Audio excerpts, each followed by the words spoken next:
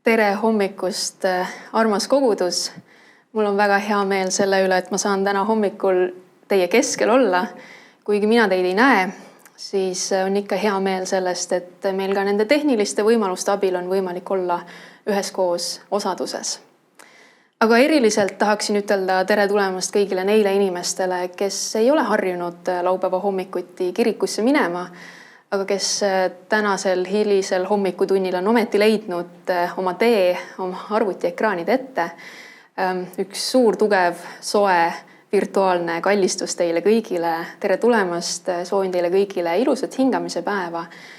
Ja hea meel on ka selle üle, et saan koos teiega avada piibli, et saame seda nüüd üheskoos lugeda ja et saame sellest ka mõtiskleda ja mõelda just eriliselt selle peale, mida see igivana tekst võiks meile öelda meie praeguses olukorras siin ja praegu.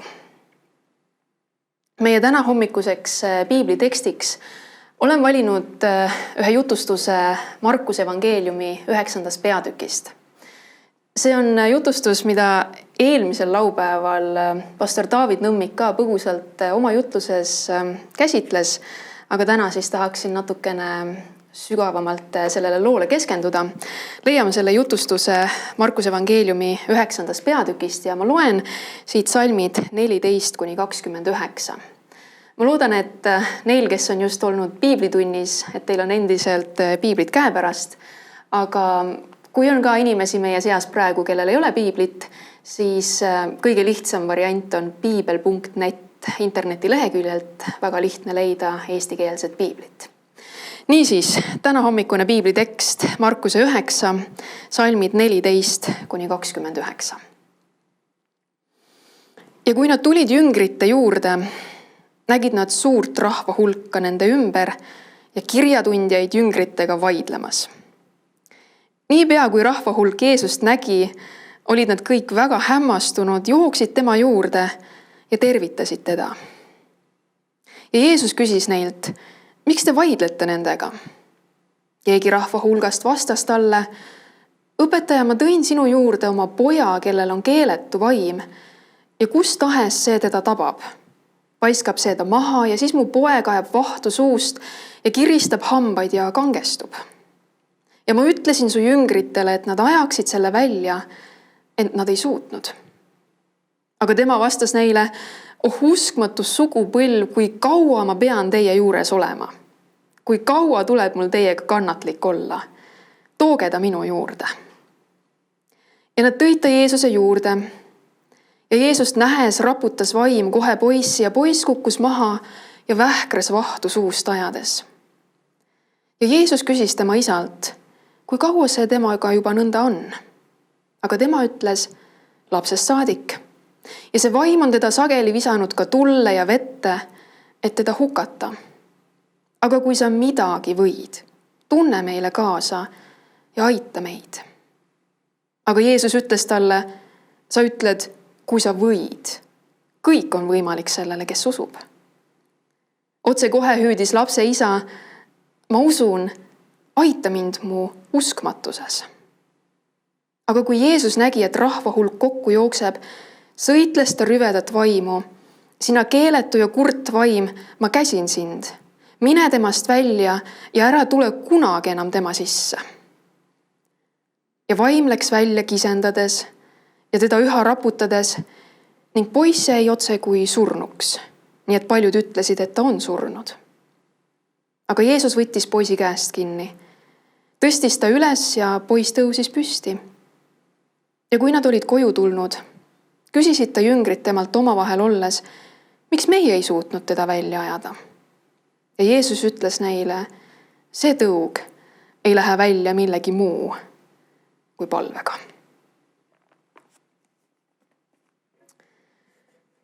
See on üks evangeeliumi jutustus, mille Markus, selle evangeeliumi autor, on paigutanud 2 mäe vahele. Just vahetult enne seda sama jutustust, mida me nüüd lugesime selles samas Markuse 9. peatükis, meil on kirja pandud lugu Jeesusest ühe mäe tipus oma lähemate sõpradega. Kristlased tunnevad seda jutustust muutmise mäe loona. Ja see on selline jutustus, mida ei ole lihtne edasi jutustada või mida ei ole nii lihtne mõista, sellepärast et me päris täpselt ei saa aru, mis seal mäe otsas Jeesusega juhtus. Aga mida me teame sellest evangeeliumi loo kirjeldusest on see, et Jumal ise kogu oma auhiilguse ja au ja väega tuli sinna mäe otsa. Ta tuli sinna Jeesuse juurde, ta oli seal Jeesuse ümber ja kuigi Jeesuse lähemad sõbrad, kes temaga seal olid, hirmsasti ehmatasid ja kahvatasid selle peale, siis ma kujutan ette, et Jeesuse enese jaoks oli see natukene kui kojutulek. Sest et ühtäkki ümbritses teda see keskkond, mille ta oli ju maha jätnud siis, kui ta siia maa peale inimesena tuli. Jeesus oli seal muutmise mäel oma isa juures tegelikult kodus. Ja pärast seda jutustust ja pärast sealt mäe pealt alla tulekut räägitakse meile sellest, kuidas Jeesus võtab nüüd väga selgelt sihi järgmise mäe poole. Ta seab oma sammud nüüd Jeruusalemma poole ja tegelikult me teame Golgata mäe poole. Tema ees seisab teine mägi, aga see ei ole selline au ja hiilguse mägi, see on valu ja piina ja kannatuste ja surma mägi. See on see mägi, mida kõik kristlased üle kogu maailma järgmisel nädalavahetusel eriliselt meeles peavad ja selle peale mõtlevad. Nii et mingis mõttes, kui me loeme ka neid evangeeliumi jutustusi, siis need mäed, kus Jeesus on, ei ole ainult mingi geograafiline või topograafiline väike informatsioon või infokild. Need tegelikult on need hetked, mis on kõige olulisemad. Mäed on need kohad, kus sünnivad kõige suuremad, kõige tähtsamad, kõige raputavamad sündmused. Aga nagu me kõik väga hästi teame, inimlikult ka ühe mäe tipust teise mäe tippu ei ole võimalik ühe sammuga hüpata. Nii et selleks, et ühe mäe tipust Jeesus ka jõuaks teise mäe tippu, selleks peab ta kõigepealt läbi minema orust. Ja org, jällegi vastupidiselt mäele, ei ole see kõige toredam koht. Ja see jutustus, mida me just lugesime siin Markuse 9. peatükis, on just üks nendest jutustustest, mis sünnib seal all orus. See on jutustus, kus on hästi palju segadust ja ärevust ja vaidlemist ja pahandamist ja usupuudust ja jüngrite poolt vaadates isegi läbikukkumist. Üks isa on oma haige lapsega tulnud Jeesust otsima. Ta on kuulnud Jeesuse imetegudest, ta on kuulnud kahtlemata ka sellest, et tema jüngritel on olnud vägi ajada välja haiguseid, inimesi tervendada. Ja Jeesust ta ei leia, aga ta leiab need Jeesuse sõbrad ja tema südames on lootus ja tema südames on usk, sest muidu ta ei oleks ju sinna tulnudki. Ja ta toob oma kalli poja ja loodab, et jüngrid suudavad ta terveks teha. Aga midagi on valesti. Me päris täpselt ei saa sellest loost aru, mis on valesti jüngritega, mis on juhtunud, miks nad ei suuda teha neid asju, mida nad on suutnud, sest Jeesus on neid ju kunagi saatnud välja kahe kaupa mööda maad kõndima ühest linnast teise, ühest külast teise. Ja ta on andnud neile meelevalla kuulutada Jumala riiki. Ja selle sõnalise kuulutusega koos on käinud ka imetegude tegemine, tervendamised. Aga mingi asi on siin valesti. Mingi kanal on justkui umbes, midagi on siin juhtunud sellist, et jüngrid ei suuda seda poissi terveks teha. Ja loomulikult, nii kui kusagil midagi huvitavat toimub, nii on kohe platsis suur hulk inimesi, nii selleski loos. Rahvamass kohe, kui kusagil midagi põnevat toimub, nagu 3 kopikat on nemad kohal. Ja nagu me näeme siit loost, siis ka välgu kiirusel on kohal need religioossed rahvajuhid ehk kirjatundjad. Ja siin läheb suureks seletamiseks ja asjatamiseks ja tõsiseks vaidlemiseks. See on üks suur segapuder siin. Ja nüüd tuleb Jeesus kõige selle segapudru keskele sealt imeliselt kõrge mäe kogemuselt. Ja ma ei tea, kas ma loen seda teksti õigesti, aga kui ma loen neid Jeesuse sõnu, siis mul on selline tunne, et Jeesus sealt mäe otsast alla orgu jõudes, ta on nagu ühel hetkel lihtsalt viskab kaane pealt ära. Ta on nagu, kui kaua ma pean siin teiega jändama. Kui kaua ma pean siin teie kätt hoidma? Kui kaua ma pean siin teie keskel olema? Ja see küsimus ei ole lihtsalt retooriline küsimus, sest Jeesus teab väga hästi, et tema teekond siin maa peal on lõppenud ja jüngrid peavad tema tööd edasi viima. Ja nad on natukene, ainult ühe sammu kaugusel Jeruusalemmast ja Golgatast ja ristist. Ja see on pakiline küsimus. Aga siis Jeesus pöördub selle haige lapse isa poole. Selle lapsel selle kirjelduse järgi tänapäevases mõistes on epilepsia. Ja kahel mehel tekib omavahel vestlus. Ja see vestlus on ka selline, mis kuidagi sobitub nii hästi sellesse üleüldisesse segaduse konteksti. Sest et kui jutt läheb Jeesuse suutlikkuse ja võimekuse peale seda last aidata ja see laps terveks teha, siis on ilmselge, et see, mis on juhtunud just äsja Jeesuse jüngritega, see on selle mehe usku ikka tublisti kahandanud.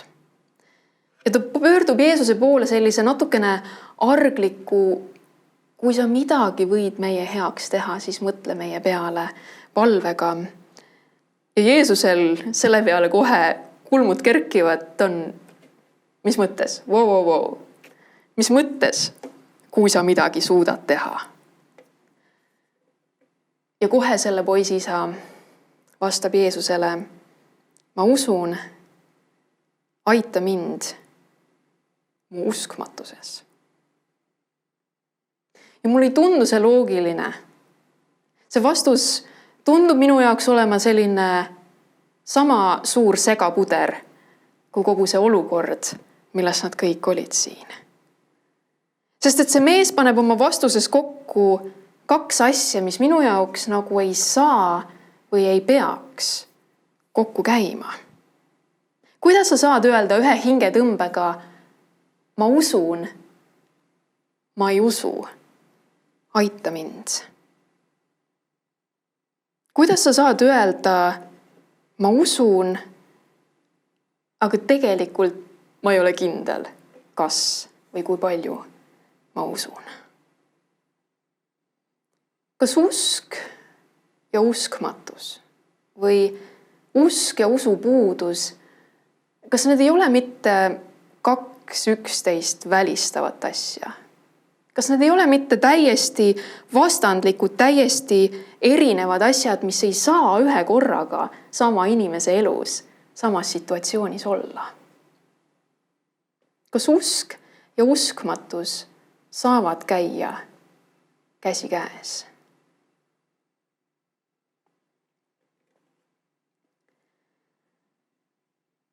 Kui ma selle vastuse juures peatun ja kui ma natukene hakkan selle vastuse üle järele mõtlema ja kui ma veidikene süvenen, aeglustan oma hoogu ja süvenen sellesse, mida päriselt see isa Jeesusele vastas, siis huvitaval kombel selle isa vastus hakkab minu jaoks järjest mõistetavam ja järjest inimlikum tunduma. Mitte loogilisem, aga kui palju meil elus üldse on midagi loogikaga pistmist.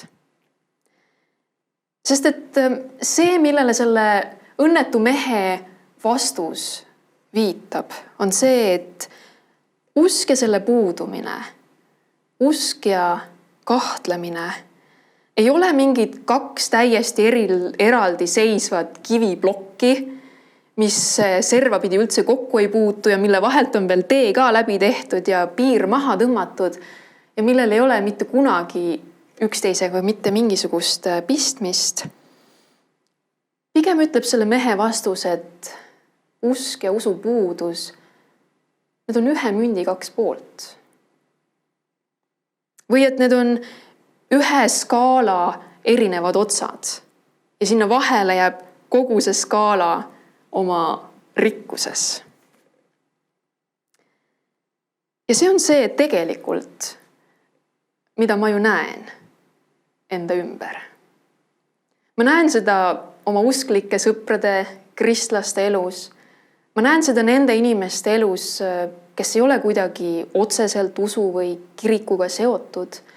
Ja ma näen seda, et nii tihti käivad need kaks asja tegelikult elus käsi käes. Usk ja kahtlus. Usk ja uskmatus. Need on nii tihti ühe korraga inimeste elus. Ja ma pean teile ausalt ka täna hommikul tunnistama, et ma näen seda sama paradoksi iseenda elus ka. Ma olen just sellel sügisel ja talvel ja sellel kevadel läbi tulnud või mingis mõttes alles läbi tulemas väga-väga kummalisest ajast oma elus. Ühest kõige raskemast ajast, mis minu elus on kunagi olnud.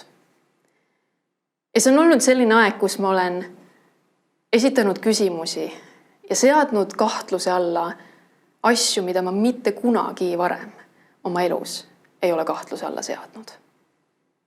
Ma olen esitanud küsimusi Jumala kohta, tema iseloomu kohta, tema armastuse kohta, tema hoole kohta, tema tahte kohta. Ja see on olnud aeg, kus ma olen väga ränka võitlust pidanud oma usu eest. Ja see ei ole selline asi, millest tahaks nagu väga kõva häälega tuututada, eriti siis, kui sa töötad koguduses ja sa tahad olla teistele inimestele toeks ja abiks. Aga ma pean ütlema, et ma olen väga ränka usuvõitlust pidanud. Ja need käputäis inimesi, kes on seda teadnud ja kes on mind sellel teel toetanud, ma olen nendele inimestele elu lõpuni südamest tänulik. Ja praegu ka ma veel tunnen, et see kõik on nii isiklik, et ma ei tahagi sellest üksikasjalikult veel rääkida. Aga ainult Jumal teab, kui palju on olnud neid päevi möödunud poole aasta jooksul, kui ma olen läinud tema ette. Ja ma ei ole alati seda sellisel viisil sõnastanud. Aga minu palve nii tihti on Jumal ette minnes olnud. Jumal, ma usun, ma ei usu. Aita mind.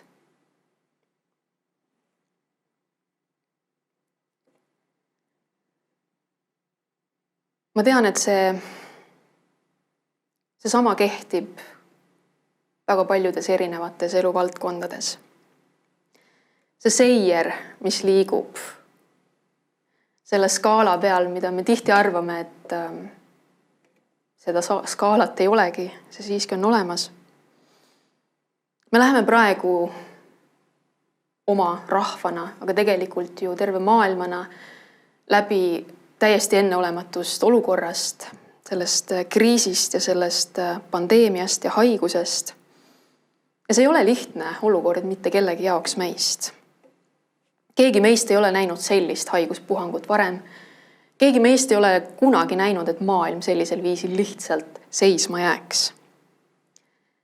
Ja mina ka teen lahti uudistesaate hommikul, kui öeldakse seda kõige olulisemat numbrit, nakatunute numbrit.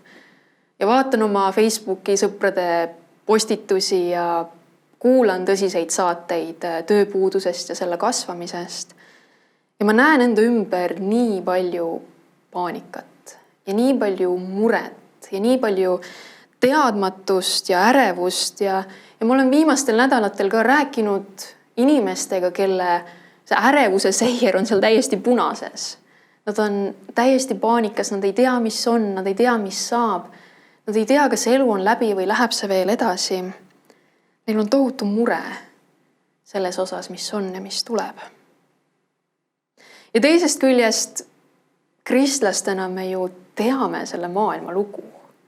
Me ju teame, kuhu suunas asjad liiguvad siin ja me elame ju ometi selle päeva ootuses, kui Jeesus tuleb tagasi ja teeb kõik siin uueks, kui ta võtab ära kõik pisarad ja võtab ära kogu vaeva ja võtab ära kogu valu ja mitte ükski silm ei nuta enam ja keegi ei kaeba enam, sest et endised asjad on möödunud.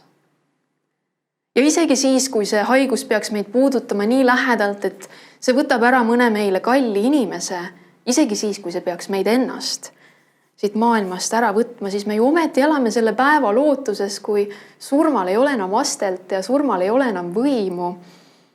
Ja ma mõtlen, et selles kontekstis ei ole ju meil mitte midagi, mille pärast muretseda. Ei ole ju mitte midagi, mille pärast paanikas olla. Paradoks. Loomulikult.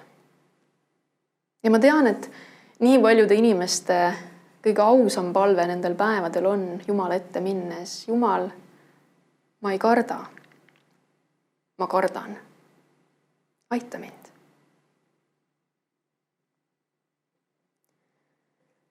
Koolid on kinni. Töö on väga paljudel inimestel praegu kodune. Ja paljud perekonnad praegu ju veedavad üheskoos palju rohkem aega kui tavapäraselt. Selle kohta ringleb ka siin-seal igasuguseid nalju, et näete, jagan siin oma eluaset ja perekonna nime ühe inimesega. Me nüüd ei saa kumbki tööl käia. Eile rääkisin selle inimesega 2 tundi juttu, tuleb välja väga kena meeldiv inimene. Sain teada, et töötab haridusvaldkonnas. Ja need naljad on naljakad ainult sellepärast, et nendes on väike terakene tõtt. Inimesed on järsku nii lähestikku koos ja nii tore, kui see mingis mõttes ka on, ma tean, et see võib tekitada ka väga tõsiseid probleeme. Möödunud nädala Plektrumi saates, soovitan seda väga soojalt kõigile, Joonas Hellermaa ja hingehoidja Nathan Haamer rääkisid just sellest kriisisituatsioonist ja perekondlikest suhetest, lähisuhetest. Ja Nathan Haamer ka väga selgelt tõi seal esile selle murekoha, et mingisugused pinged, mingisugused rasked teemad, millega inimesed ei taha tegeleda ja mis on kuhugi vaiba alla pühitud. Nüüd, kui paarid on koos, sunnitud koos olema, nüüd need tulevad sealt vaibalt välja. See on läheduse aeg ja samas ka potentsiaalselt häda aeg, pingete aeg. Ja ma mõtlen ka, kui palju on meie ümber neid inimesi, kes, kui nad ausalt vaatavad iseenesele otsa ja oma kaasale otsa ja siis vaatavad Jumalale otsa. Kui paljud inimesed praegu peaksid minema Jumala ette palvega, Jumal, ma armastan, ma ei armasta enam. Aita mind. Tuleb välja, et selle nimetu mehe palve seal rüselevas rahvasummas on ühel või teisel viisil meie kõigi palve. Aga mis mulle kõige rohkem meeldib selle jutustuse juures on see, et see lugu ei lõppe veel selle koha peal. Sest kui see mees tuleb lagedale oma ausa ülestunnistusega, et tal on üheskoos olemas usk ja uskmatus ja ta võib-olla isegi ei tea, kumba on rohkem, siis mida teeb Jeesus? Kas Jeesus võtab sellel mehel õlgade ümbert kinni, ütleb, sõber, lähme natukene siit teemale, räägime natukene, mul on hädasti tarvis sinuga paar detaili siin juures selgeks rääkida. Võtame siit ühe oksarao ja joonistame sellise piruka diagrammi siia liiva sisse ja no, kas sa saaksid mulle näidata, et kus need jooned nüüd siin lähevad? Kui palju sul seda usku on ja kui palju sul seda uskmatust ikkagi praegu elus on? Kas me räägime siin 50-50 tasakaalust? On seda 40-60? 70-30, sest et kallis sõber, minuga on ikkagi selline lugu, et minu piir jookseb 80-20 piiri pealt. Kui sul on 80% usku ja 20% seda uskmatust, see on veel selline tasakaal, mis lubab mul teha mingit imet sinu elus. Aga kui see tasakaal on kuidagi rohkem paigast ära, siis sõber, kahju küll, aga see sinu, kui sa midagi võid, siis tunne meile kaasa ja aita meid, päriselt ikkagi ei päde. Aga kui Jeesus nägi, et rahva hulk kokku jookseb, sõitles ta rüvedat vaimu, sina keeletu ja kurt vaim, ma käsin sind. Mine temast välja ja ära tule kunagi enam tema sisse. Ja vaim läks välja kisendades ja teda üha raputades ning poiss jäi otse kui surnuks. Nii et paljud ütlesid, et ta on surnud. Aga Jeesus võttis poisi käest kinni, tõstis ta üles ja poiss tõusis püsti. Jeesus teeb selle pere heaks. Sellise imeteo, just kui oleks selle perekonna või selle isa usk olnud mäekõrgune. Ta teeb midagi nende elus, mis eeldaks justkui seda, et nad olid tõelised usukangelased. Jeesus võtab selle mehe pooliku, määrdunud, servades natukene ära näritud ja ära kulunud usu. Ja tema reaktsioon ja tema tegu sellele usu natukesele on uskumatu. Nii Jeesus teeb. Sellepärast, et selline Jeesus on. Selline on Jumal. Ühes teises evangeeliumi jutustuses Jeesus ütleb, kui teil oleks kas või sinepi seemne võrra usku, siis ma saaksin teha suuri asju teie elus. Ja kui teil on sellel paanika ajal ka veel natukene jäänud järele seda rahu oma südamesse, ühe seemne võrra, siis sellest mulle piisab, ütleb Jumal. Sellega ma saan tööd teha. Ma saan teha suuri ja häid asju. Ma saan teid sellest olukorrast läbi tuua. Ja kui teil on jäänud natukene veel ususeemet südamesse, siis sellest piisab. Ma saan teha suuri asju sellega. Ja kui teil on jäänud abielusse veel seemne võrra armastust, siis sellest Jumalale piisab. Selle baasilt saab ta teha suuri ja häid asju. Jumal võtab selle vähese, mis meil talle pakkuda on, ja ta käitub nii, nagu seda oleks tohutult palju. Apostel Pauluse sõnad Efeesuse kirja 3. peatükis 20. salmis, millega ma tahaksin lõpetada, saavad selle jutustuse kontekstis minu jaoks täiesti uue tähendusvarjundi. Sest Paulus räägib siin Jumalast, kes meis tegutseva väega võib korda saata palju rohkem, kui oskame paluda või isegi mõelda. Me teenime Jumalat headel aegadel ja halbadel aegadel, kes on võimeline, kes on vägev, kes suudab ja kes on suur. Ja hea on sellise Jumalaga koos elada. Sellel praegusel haiguse ajal, aga tegelikult igal ajal ja igas hetkes. Selline on Jumal, keda me teenime. Aamen.